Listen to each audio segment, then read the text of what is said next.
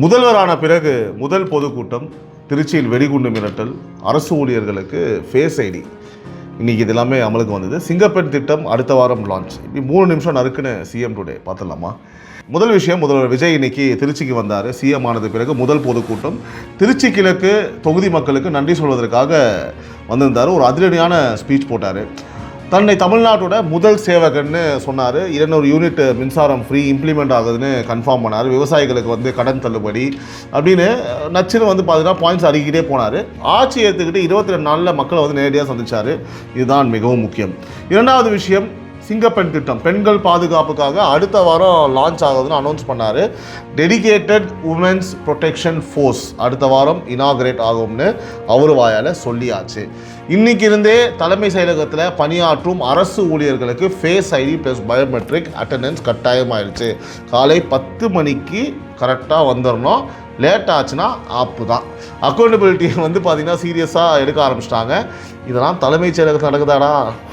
ஒன்றும் புரியல.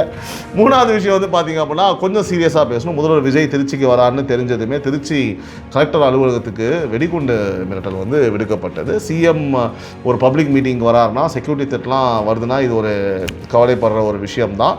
போதைப் பொருள் பிரச்சனையை பற்றி சிஎம் விஜய் டிஎம்கே ப்ளேம் பண்ணார். ஒரே ஒரு தெருவை கூட விடாமல் போதை கலாச்சாரத்தை ஊர் ஃபுல்லாக பரப்பி வச்சுருக்கீங்கன்னு சொன்னார். ஆனால் இன்னும் காங்க்ரீட்டாக அந்த ஆன்டி ட்ரக் பிளான் ஆக்ஷன் பார்த்தீங்கன்னா அனௌன்ஸ் ஆகலை. கூடிய விரைவில் அனௌன்ஸ் ஆகும் நம்ம எதிர்பார்க்குது. நாலாவது, ஸ்டாலின் 6 மாதம் சைலண்ட்டாக இருப்போம்னு சொன்னார். ஆனால் 6 வாரம் கூட ஆகலை. சிஎம் விஜய் இதை திருச்சியில் நேரடியாக ஒரே போனால் டமால்னு போட்டாப்புல.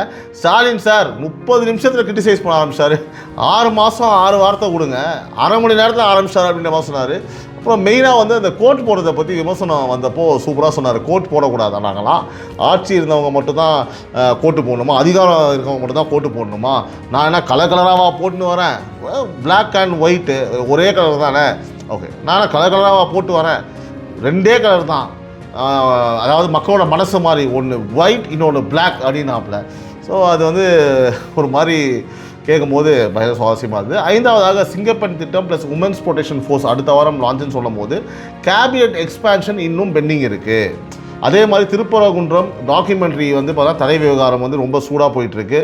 இந்த 3 பார்த்தீங்கன்னா நெக்ஸ்ட் வீக்கில் ஒரு பெரிய நியூஸாக வாய்ப்புகள் இருக்குது. இது CM today facts numbers truth. தினமும் இரவு 9 மணிக்கு லைக் பண்ணுங்கள், ஷேர் பண்ணுங்கள். நாளைக்கு பார்க்கலாம். நன்றி, வணக்கம்.